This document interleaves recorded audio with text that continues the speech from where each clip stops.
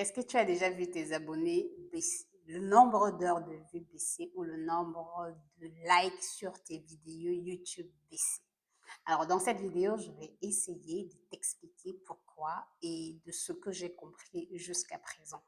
Ne pense pas que c'est un phénomène qui concerne seulement des personnes qui font des vidéos qui n'ont pas beaucoup de vues ou tout. Ça concerne généralement tout le monde. Bon, la différence que si quelqu'un a un nombre d'abonnés ou un nombre de vues très élevé, la remarque peut vraiment être négligeable parce que la personne ne veut pas voir. Mais si vous avez très peu de vues, si vous avez par exemple 400 vues et que vous vous réveillez un matin, vous vous retrouvez à 200 vues, ça, vous allez très vite remarquer. Mais si vous avez 1 million de vues et que vous vous retrouvez avec 200 de moins, vous n'allez pas du tout remarquer très, très vite ce qui se passe. Alors, je décide de faire cette vidéo parce que une grande sœur à moi qui a la chaîne que j'ai déjà parlé ici, la Minute Juridique, que je vous invite d'ailleurs à aller vous abonner, m'a fait remarquer en fait, au début, je pensais que c'était uniquement le nombre de likes qui diminuait parce que c'est ce que j'ai le plus remarqué sur ma chaîne YouTube. Mais il y a un nombre de vues, nombre d'heures de vues très élevé. Peut-être je n'ai pas du tout remarqué que ce nombre d'heures de vues diminuait. Donc, elle m'a fait remarquer la diminution de son nombre d'heures de vues et aussi la diminution du nombre d'abonnés et la diminution du nombre de likes.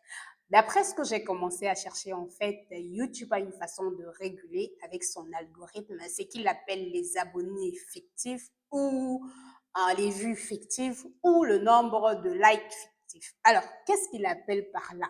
De ce que je remarque ou de ce que j'ai pu lire dans la majorité des commentaires, que ce soit sur des sites des créateurs de contenu qui ont vu, par exemple, le nombre de vues passer de 1500 vues à 1000 vues, c'est en fait si les personnes qui viennent regarder vos vidéos n'ont pas, par exemple, l'habitude d'être présents sur YouTube, YouTube considère que ces personnes, en fait, ne sont pas des vrais profils.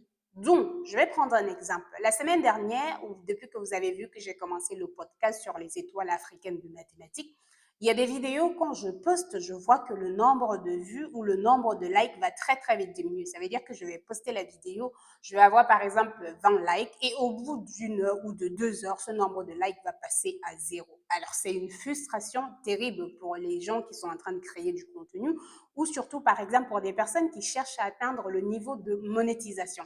Je vous explique pourquoi j'ai remarqué et de ce que moi j'ai compris de ma vidéo, par exemple, sur le dernier épisode sur les étoiles africaines de mathématiques. Les personnes qui sont venues regarder la vidéo, ce sont des personnes qui ne sont pas du tout présentes sur YouTube.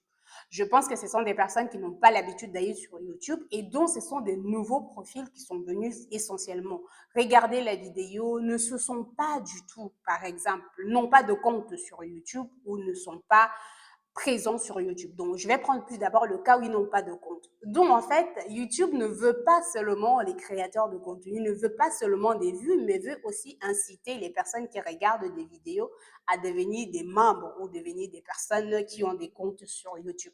Alors, ces personnes, quand ils viennent remarquer, regarder la vidéo, ou même quand ils ont des comptes qu'ils n'utilisent pas depuis, parce qu'il faut bien avoir un compte pour liker la vidéo, quand ils vont liker et repartir, YouTube va considérer en fait que ça n'a jamais existé au bout d'un moment donné quand l'algorithme va essayer de restructurer les choses. Et alors, ce qui va se passer, c'est que les j'aime ou les likes, par exemple, que la personne a mis et les vues que la personne a créées vont disparaître au bout d'un moment donné quand l'algorithme va réajuster les choses parce qu'il va considérer c'est une sorte de résidu de quelque chose qui n'était pas connu. Maintenant, ça va être pareil si la personne a créé un certain nombre d'heures de vues. Si la vidéo, c'est 10 minutes ou 30 minutes et que la personne a fait 30 minutes, bah, si le nombre de vues de la personne disparaît, son like disparaît, alors bah, les vues, le nombre d'heures de vues que la personne a créé aussi disparaît parce que ça a été supprimé. Maintenant, un autre point, c'est qui concerne encore les vues, c'est sur le fait que quand les gens viennent regarder les vidéos, quel nombre de temps ils ont passé sur la vidéo. Je pense qu'à l'époque, YouTube avait une façon de compter les vues, que ça a évolué avec le temps. Est-ce que si une personne fait 30 secondes, au début c'est compté comme vue, au bout de quelques heures, ce n'est plus compté peut-être comme vue. Ça aussi, c'est l'hypothèse à prendre en compte. Maintenant, ça va être aussi ce que YouTube considère. Alors, vous savez qu'avec le temps, les gens achètent beaucoup les vues ou les abonnés, que ce soit avec les robots ou tout ce que YouTube va considérer comme fictif, comme j'ai dit, alors c'est très, très récurrent. Par exemple, vous allez voir des sites où on peut acheter des abonnés. Donc, si vous avez une chaîne YouTube ou les gens qui n'ont pas l'habitude d'être présents sur YouTube ou qui ne regardent généralement pas d'autres contenus, viennent regarder vos vidéos, par exemple, dès que vous avez posté. En fait, YouTube, dès le départ, ne voit pas ces personnes comme des vraies personnes. Ça va considérer que ce sont des robots, en fait. Pour YouTube ou pour l'algorithme de YouTube, ce ne sont pas des vraies personnes dont ce vue-là, au bout d'un moment donné, ne va plus être existante. Et donc, ça va être le fait que...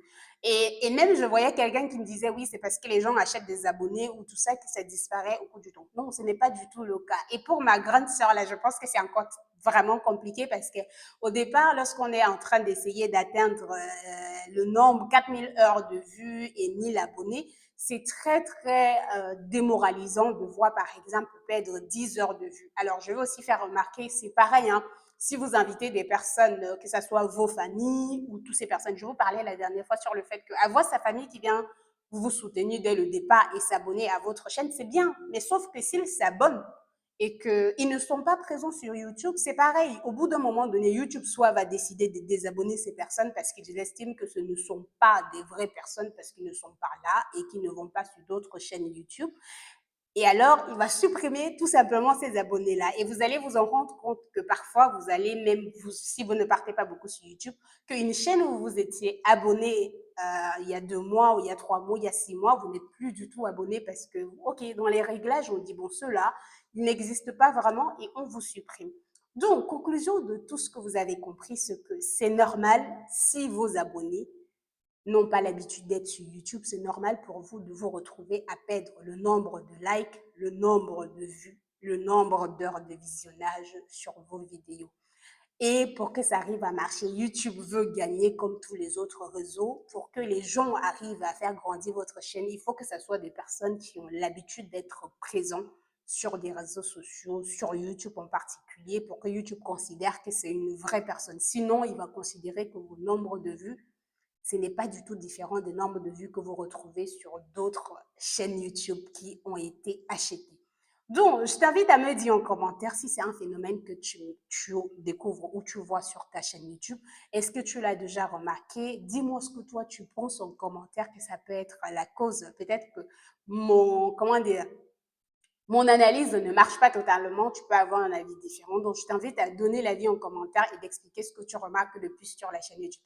À quel point ça te freine dans ton élan de travail sur YouTube et quelle pression ça te met tous les jours de savoir que tu as 500 vues et tu te relèves en retrouvant que tu n'as plus que 200 vues parce que les vues ont disparu et aussi parce que tes abonnés, bon, ce ne sont pas des personnes qui sont vraiment présentes et donc malheureusement, ça crée des problèmes dans la façon de créer du contenu. Donc voilà, c'est tout ce que je voulais partager avec vous dans cette vidéo. N'hésitez pas à partager, n'hésitez pas à inviter des personnes à s'abonner à la chaîne de Matt Portos, même si ces abonnements, ils ne sont pas habitués, s'ils ne sont pas présents sur YouTube, on va finir par les perdre au bout de quelques heures. Donc, conclusion, on a envie de créer un nombre, un espace numérique où on a besoin que vous soyez là tout le temps pour que ça compte pour nous, les créateurs ou les créatrices de contenu, et ça compte aussi pour YouTube. Donc voilà, c'est tout et on se retrouve très bientôt.